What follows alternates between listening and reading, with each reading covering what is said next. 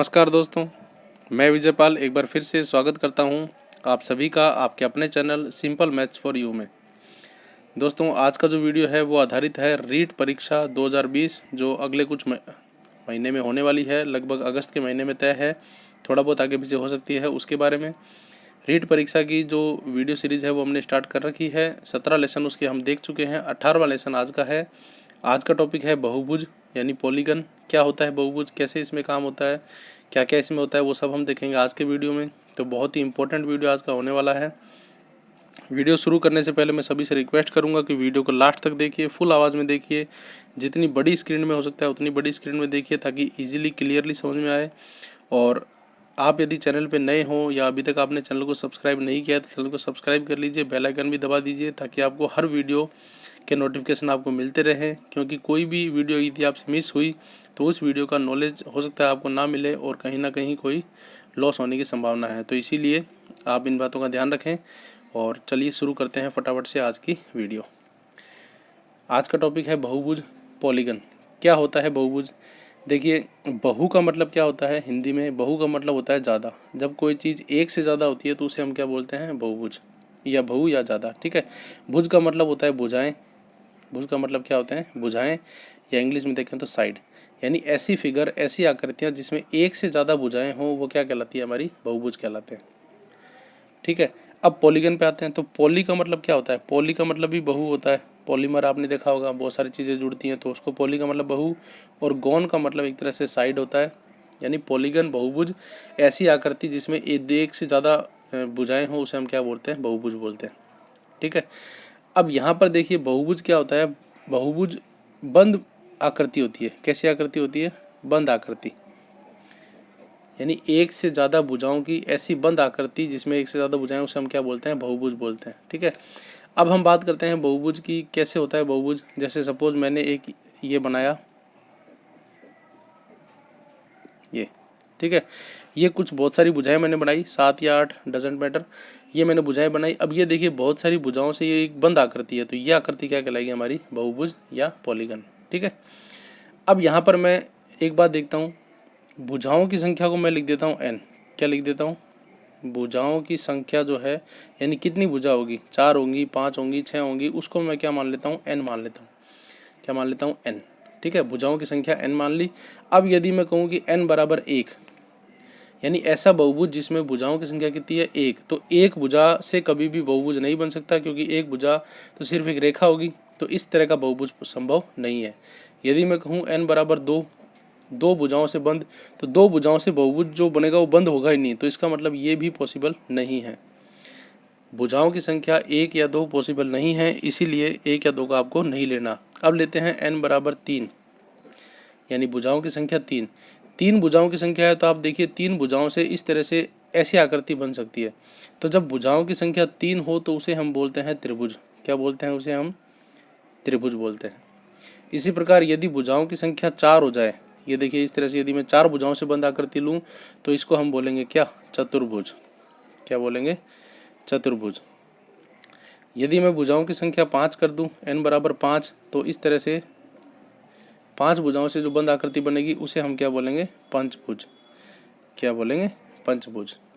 इसी प्रकार यदि मैं n बराबर 6 कर दूं तो उसे हम बोलेंगे षटभुज। इसी प्रकार यदि 7 कर दूं तो सप्तभुज। और इसी प्रकार यदि 8 कर दूं तो अष्टभुज। ठीक है। फिर 9 भुज, 10 भुज, 11 भुज, वो चलती रहेंगे आगे से आगे, लेकिन इससे ज़्यादा नहीं आती। अष्टभुज से ज़्यादा क्वेश्चन सवाल में नहीं आता। अगर आ जाए किसी कंडीशन में तो आप कर सकते हो, तरीका वही होता है, लेकिन नहीं आता। तो आपको ध्यान रखना है 1 और 2 जब भुजाओं की संख्या हो तो ऐसा बहुभुज संभव नहीं है। भुजाओं की संख्या 3 हो तो त्रिभुज, 4 हो तो चतुर्भुज, 5 हो तो पंचभुज, 6 षटभुज, 7 सतभुज और 8 अष्टभुज। यहाँ पर देखिए त्रि का मतलब भी 3 है, चतुर का मतलब 4, पंच का मतलब 5, षट का मतलब 6, सप्त का 7 और अष्ट का 8। ठीक है। इनके यदि मैं इंग्लिश में नाम आपको बताऊं तो देखिए त्रिभुज को बोलते हैं ट्रायंगल। क्या बोलते हैं? ट्रायंगल। ट्राई मतलब 3। चतुर्भुज को बोलते हैं क्वाड्रिलेटरल। क्या बोलते हैं? क्वाड्रिलेटरल। ठीक है। तो क्वाड्री में क्वाड का मतलब होता है 4। ठीक है। पंचभुज को बोलते हैं पेंटागन। पेंटागन। ठीक है। तो पॉलीगन, गन मतलब पॉली और पॉली की जगह आ गया पेंटा। पेंटा मतलब 5। इसी तरह से 6 को बोलते हैं हेक्सागोन। 7 को बोलते हैं हेप्टागोन और 8 को बोलते हैं ऑक्टागोन। इस तरह से। तो पेंटा का मतलब 5, हेक्सा मतलब 6, हेप्टा का मतलब 7, ऑक्टा का मतलब 8। यदि आपने केमिस्ट्री भी थोड़ी बहुत पढ़ी है तो इस तरह से जब IUPAC में नाम लिखते हैं तो इनका मतलब यही होता है 4, 5, 6। तो आप इंग्लिश नाम भी याद रखें, हिंदी नाम भी याद रखें, दोनों ही काम आएंगे। तो ये तो है कि भुजाओं की संख्या के आधार पे जब भुजाएं अलग अलग होती हैं, उनके नंबर अलग अलग होते हैं, तो किस प्रकार से बहुभुज के नाम अलग हो जाते हैं। और भुजाओं की संख्या यदि ज़्यादा है, n है, तो हम उसे सिंपल भाषा में क्या कह देंगे, बहुभुज बोल देंगे। बहुभुज मतलब 1 या 2 से ज़्यादा। अब ज़्यादा कितनी भी हो, 3 हो, 4 हो, 5 हो, तो इन सब के लिए सेम काम है। तो ये होता है बहुभुज। ठीक है। अब देखिए बहुभुज में जो पंचभुज हैं, पंचभुज, षटभुज, सप्तभुज, ये जो है ये तो ज़्यादा काम नहीं आते, मतलब ज़्यादा डीपली ये कभी नहीं पूछे जाते। सिर्फ इन पर कुछ क्वेश्चन आते हैं जो हम आगे इसी वीडियो में देख लेंगे। लेकिन जो त्रिभुज है और जो चतुर्भुज है, इनका विस्तृत अध्ययन, विस्तृत नॉलेज आपको होना बहुत ज़रूरी है। तो हमारे इसी चैनल पे एक वीडियो सीरीज़ है जिसका नाम है त्रिभुज। उसमें त्रिभुज से संबंधित सारे वीडियोज़ हैं। कुछ वीडियोज़ अभी हैं, कुछ वीडियोज़ बाकी हैं, वो आने वाले दिनों में आ जाएंगे। और त्रिभुज, चतुर्भुज, इसकी भी एक वीडियो सीरीज़ है अलग से। इसमें चतुर्भुज के बारे में सारे नियम हैं, सारे चतुर्भुज हैं। कुछ एक जो चीज़ें नहीं हैं, जैसे क्वेश्चन का 1-2 वीडियो नहीं है, वो आने वाले वीडियोज़ में और आ जाएंगे। यानी त्रिभुज और चतुर्भुज की पूरी जानकारी आप हमारी उन दोनों वीडियो सीरीज से ले सकते हो। तो आप वहाँ जाके उनको देख लो, त्रिभुज और चतुर्भुज के बारे में आपको पूरी जानकारी हो जाएगी। और ये जो जितने भी हैं इनके बारे में, या त्रिभुज चतुर्भुज, इन सब के बारे में जो कॉमन सूत्र हैं वो अभी हम आज के वीडियो में देख लेते हैं, जो क्वेश्चन में अक्सर काम आते हैं। तो सबसे पहले मैं एक काम करता हूँ, एक बहुभुज बनाता हूँ। ये मैंने एक बहुभुज बनाया, ठीक है। नाम दे दिया A, B, C, D और E। अब इसमें देखिए भुजाएं कितनी हैं, इसमें 5 भुजाएं हैं, इसलिए क्या है, पंचभुज। 5 भुजाएं इसलिए इसमें क्या हो गया, पंचभुज। अब इसके अंदर कुछ बातें आपको ध्यान रखनी है। क्या बातें ध्यान रखनी है? देखिए ये जो है A, B, C, D, E, इनको हम बोलते हैं शीर्ष। क्या बोलते हैं? शीर्ष। ठीक है। ये जो है 1, 2, 3, 4, 5, इनको हम बोलते हैं भुजाएं। ठीक है। सॉरी, ये जो है इसको हम बोलते हैं भुजाएं, यानी 1, 2, 3, 4, 5 भुजाएं। ठीक है, इनको क्या बोलते हैं, भुजाएं। ये बात आपको ध्यान रखनी है ताकि क्वेश्चन को आप इजीली हल कर सको। अब इसके अंदर देखिए कुछ कोण होते हैं। क्या होते हैं इसके अंदर? कुछ कोण होते हैं। जैसे ये वाला कोण है, एक कोण ये, एक कोण ये, एक कोण ये कोण। ये कोण इस आकृति के अंदर है, तो इनको बोलते हैं हम अंतः कोण। क्या बोलते हैं इनको? अंतः कोण, क्योंकि ये अंदर है। ठीक है। अब क्या होता है, जब हम इसकी रेखाओं को आगे बढ़ाते हैं, जैसे सपोज मैंने इस रेखा को यहाँ आगे बढ़ाया, ठीक है, इसी दिशा में इस रेखा को भी आगे बढ़ाया, इसी दिशा में इस रेखा को भी आगे बढ़ाया, इसी दिशा में इस रेखा को भी आगे बढ़ाया और इसी दिशा में इस रेखा को भी आगे बढ़ाया। जब एक ही दिशा में किसी भी बहुभुज की रेखाओं को आगे बढ़ाते हैं तो इस प्रकार से जब बाहर जो कोण बनते हैं, ये जो बाहर की तरफ जो कोण बन रहे हैं, इन कोणों को हम क्या बोलते हैं? बहिष्कोण बोलते हैं। इन कोणों को हम क्या बोलते हैं? बहिष्कोण। ये बात आपको ध्यान रखनी है। किसी भी बहुभुज में उनकी भुजाओं को एक ही दिशा में आगे की तरफ बढ़ाने पर जो बाहर की तरफ कोण बनते हैं उनको हम क्या बोलते हैं? बहिष्कोण बोलते हैं। तो अंतः कोण जो अंदर बनते हैं वो, बहिष्कोण जो बाहर बनते हैं वो। तो अंतः कोण के बारे में आपको पता होना चाहिए, बहिष्कोण के बारे में आपको पता होना चाहिए। 5 शीर्ष या 5 या 6 जितने भी है वो शीर्ष, और इनकी भुजाएं, इनके बारे में आपको पता होना चाहिए। क्वेश्चन जो आता है वो इन्हीं पे आता है। ठीक है। एक चीज़ यहाँ पे और होती है, विकर्ण। एक चीज़ यहाँ पे और होती है, विकर्ण। विकर्ण क्या होता है? इन शीर्षों को आप आपस में मिलाओ, जितने भी शीर्ष हैं इनको जब आप आपस में मिलाओगे तो भुजाओं के अतिरिक्त जो रेखाएं बनेगी उन्हें हम क्या बोलते हैं? विकर्ण। जैसे अगर मैं ए और ई को मिलाऊं तो ए और ई को मिलाने पर तो भुजा ही बनेगी, इसलिए ये विकर्ण नहीं होगा। मैं ए और डी को मिलाऊंगा तो ए और डी को मैंने मिलाया ये, तो ये क्या बनेगा? एक विकर्ण बन जाएगा। इसी प्रकार ए और सी भी क्या बनेगा? विकर्ण। बी और डी भी क्या बनेगा? विकर्ण। सी और ई भी क्या बनेगा? विकर्ण। बी और ई भी क्या बनेगा? विकर्ण। यानी आमने सामने के जो सम्मुख शीर्ष हैं उनको आपस में मिलाने पर जो रेखाएं बनेगी भुजाओं के अतिरिक्त, वो हमारी क्या कहलाएंगी? विकर्ण। तो किसी भी बहुभुज के बारे में ये सारी बातें आपको ध्यान में होनी चाहिए। ठीक है। अब इसके कुछ एक सूत्र हैं, इंपॉर्टेंट सूत्र हैं, वो हम देखते हैं। बहुत काम आने वाले सूत्र हैं और बहुत आसान भी हैं, बस आपको थोड़ा सा याद रखना है। देखिए सबसे पहला सूत्र हम देखते हैं, ये सारे सूत्र बहुभुज में है। किस में है ये सारे सूत्र? बहुभुज में। तो बहुभुज में मैं लिखता हूँ सबसे पहले तो समस्त अंतः कोणों का योग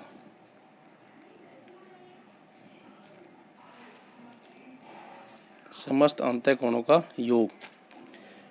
ठीक है, अब यहाँ पर देखिए जितने भी अंतःकोण बनेंगे, चित्र में हमने पढ़ा था अंतःकोण जो अंदर की तरफ होते हैं, तो किसी भी बहुभुज में जो अंदर की तरफ जितने भी कोण बनेंगे उन समस्त कोणों का जो योग होगा उस योग का सूत्र है 2n-4 इंटू में 90। ठीक है, 2n-4 इंटू में 90। अब यहाँ पर n जो है, n क्या होती है, भुजाओं की संख्या होती है। n यहाँ पे क्या होती है, भुजाओं की संख्या, यानी समस्त अंतःकोणों का योग यहाँ पे क्या लेना है आपको, 2n-4। जितने भी अंतःकोण होंगे उनका सबका योग होगा 2n-4, और n की जगह क्या होगा, n का मतलब भुजाओं की संख्या, ये हमने पढ़ा था पहले भी। n का मतलब क्या होता है, भुजाओं की संख्या।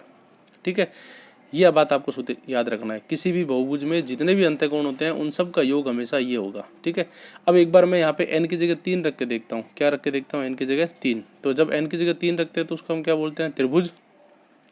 ठीक है, तो यहाँ पर त्रिभुज जब रखेंगे तो त्रिभुज में आप देखिए n की जगह 3 रखो तो क्या होगा, 2 इंटू n की जगह 3 - 4 और इंटू में 90। हल करो, 2 तिया 6, 6 में से 4 गए 2, तो यहाँ पर आ जाएगा 2 इंटू में 90, 90 इंटू 2 180। यानी कि त्रिभुज में समस्त कोणों का योग कितना होता है, 180 होता है। ये बात हम जानते हैं, हम डायरेक्ट याद भी करते हैं त्रिभुज में कि त्रिभुज के तीनों कोणों का योग हमेशा कितना होता है, 180 डिग्री। तो वो इस तरह से होता है। अब हम चतुर्भुज के लिए चेक करते हैं। n बराबर 4 अगर हम देखें चतुर्भुज, तो चतुर्भुज के यदि चारों कोणों का योग हमें निकालना हो तो यहाँ पर हम क्या रखेंगे, n की जगह 4 रखेंगे। तो 2 इंटू n की जगह 4 - 4 इंटू में 90। हल कर लो, 2 इंटू 4 8, 8 में से 4 गए 4, तो 4 इंटू 90 कितना हुआ, 9 चौक 36, 360 डिग्री। यानी कि चतुर्भुज के चारों कोणों का योग कितना होता है, 360 डिग्री। ये बात भी हम चतुर्भुज में पढ़ चुके हैं, आपको भी पता होगी, तो वो यहाँ से निकलती है। इसी तरह से n बराबर 5 के लिए, 6 के लिए, 7 के लिए आप सबके लिए निकाल सकते हो। ठीक है, तो ये सूत्र आपको विशेष तौर पर ध्यान रखना है, किसी भी बहुभुज के समस्त अंतःकोणों का योग। ठीक है, अब हम देख लेते हैं दूसरा, समस्त बहिष्कोणों का योग। क्या देख लेते हैं, समस्त बहिष्कोणों का योग। अब देखिए बहिष्कोणों का योग का सूत्र हम आमतौर पे नहीं पढ़ते, लेकिन इस तरह से जब बहुभुज आप पढ़ोगे तो आपको समस्त बहिष्कोणों का योग का सूत्र भी आपको पढ़ना पड़ेगा। तो ये बिल्कुल आसान है, इसका मान है 360 डिग्री। यानी कैसा भी आकृति हो, समस्त बहिष्कोणों का जो योग होगा वो हमेशा 360 डिग्री होगा। अब इसमें देखिए n कहीं भी नहीं आ रहा, इसका मतलब भुजाओं पे निर्भर नहीं होगा। भुजाएं कितनी भी हो, समस्त बहिष्कोण का मान हमेशा 360 डिग्री होगा, चाहे उसमें 4 भुजाएं हो, चाहे 5 हो, चाहे 6 हो, उससे कोई फर्क नहीं पड़ेगा। ठीक है, तो समस्त बहिष्कोणों का योग कितना होगा, 360 डिग्री। भुजाओं का यहाँ पे n का मान नहीं है, इसका मतलब भुजाओं से कोई फर्क नहीं पड़ता। ठीक है, अब देखते हैं तीसरा सूत्र।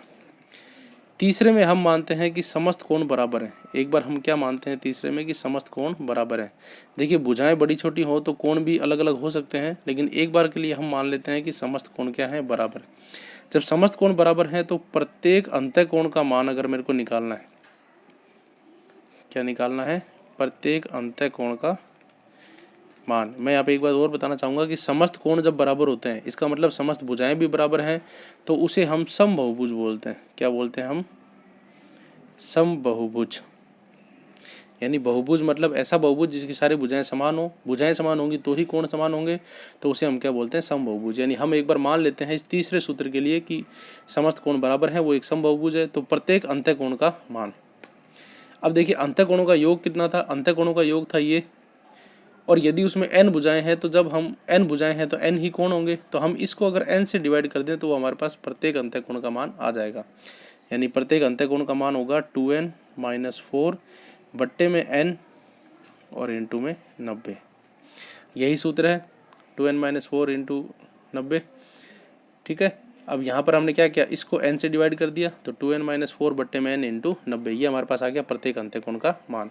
एक बार के लिए इसको त्रिभुज के लिए चेक कर लेते हैं, क्या त्रिभुज के प्रत्येक अंतःकोण का मान इससे निकल सकता है। n बराबर 3 रखो, तो 2 इंटू 3 - 4 बट्टे में 3 इंटू 90। 2 तिया 6, 6 में से 4 के 2, 2 बट्टे 3, यानी 2 बट्टे 3 इंटू 90। हल करो, 3 से काटा 30, 30 दूनी 60।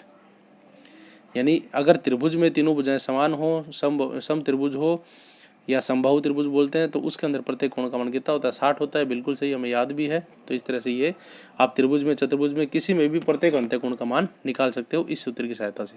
तो बहुत इंपॉर्टेंट सूत्र है, आपको याद रखना है।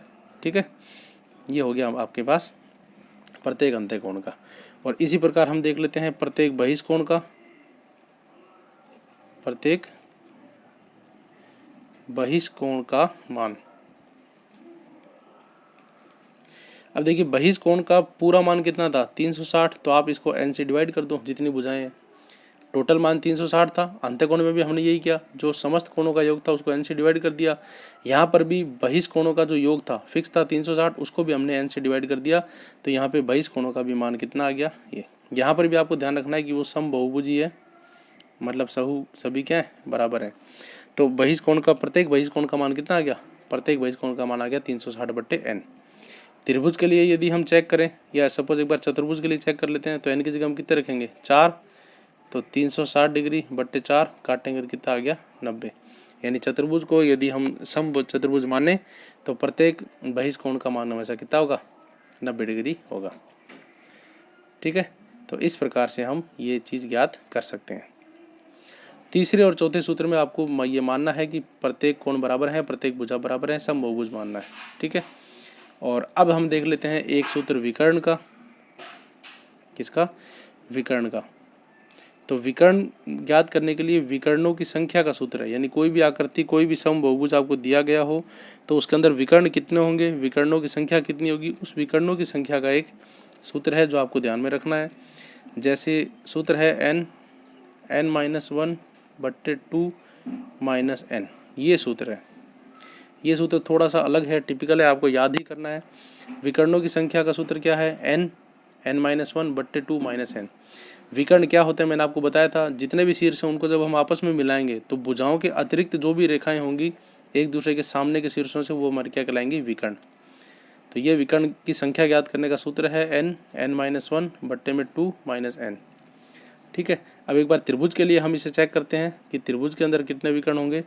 तो देखिए हम n बराबर क्या रखेंगे, 3 रखो, तो 3 × 3 - 1 यानी कि 2 बट्टे में 2 माइनस n की जगह 3। अब आप यहाँ से देखिए 2 से 2 कट गया, 3 - 3, 3 में से 3 गए 0।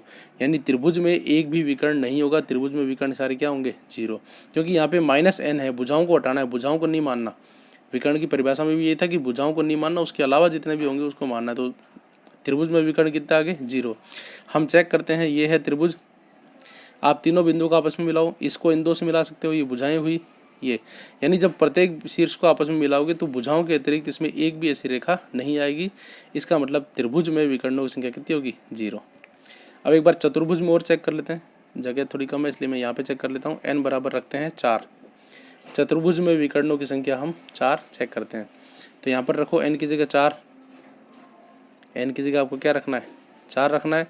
तो n की जगह 4 रखोगे तो यहाँ पे आ गया 4 × 4 - 1 बट्टे में 2 - 4 रखो, 4 ये रखा, 4 - 1 3 बट्टे में 2 - 4 हल करो, 2 से 4 कटा, 2 × 4 2 × 6 - 4, 6 में से 4 गए 2। यानी चतुर्भुज में कितने विकर्ण आएंगे, 2 विकर्ण आएंगे। चतुर्भुज में कितने विकर्ण आएंगे, 2 विकर्ण आएंगे। अब इसको हल करोगे, 2 विकर्ण कौन कौन से होंगे, तो चतुर्भुज के 2 विकर्ण ये होंगे। चतुर्भुज के 2 विकर्ण क्या होंगे, एक तो ये होगा और एक ये होगा, बस। इसके अलावा सारी जो आएंगी वो सब भुजाओं पे आएंगे, भुजाओं वाले को हमें नहीं लेना। तो चतुर्भुज में कितने विकर्ण होंगे, 2। यानी इस प्रकार इस सूत्र की मदद से आप किसी भी बहुभुज आकृति में विकर्णों की संख्या ज्ञात कर सकते हो। ठीक है, तो आज के वीडियो में इतना ही। आज के वीडियो में हमने देखा बहुभुज क्या होता है, क्या क्या चीज़ें होती है बहुभुज में, भुजाओं की संख्या के आधार पर बहुभुज के क्या क्या नाम होते हैं, बहुभुज के अंदर क्या क्या चीज़ें होती है, अंतःकोण, बहिष्कोण, शीर्ष, भुजाएं, और उसके बाद बहुभुज के कुछ मुख्य सूत्र, समस्त अंतःकोणों का योग, समस्त बहिष्कोणों का योग, और जब समस्त कोण बराबर हों तो उसे हम समबहुभुज बोलेंगे। उसमें प्रत्येक अंतःकोण का मान, प्रत्येक बहिष्कोण का मान, विकर्णों की संख्या का सूत्र, इस तरह से। तो ये वीडियो बहुत ही इंपॉर्टेंट है, बहुत ही ज़्यादा क्वेश्चन इसमें से आते हैं और बहुत ही आसान क्वेश्चन आते हैं, लेकिन सूत्र आपको याद होने चाहिए, तरीका आपको मालूम होना चाहिए। तो आज की वीडियो में इतना ही। मिलते हैं बहुत जल्द अगले वीडियो में, तब तक के लिए धन्यवाद। चैनल पे नए हैं तो सब्सक्राइब ज़रूर कर लीजिए ताकि हर वीडियो का फ़ायदा आप तक ज़रूर पहुंचता रहे। धन्यवाद।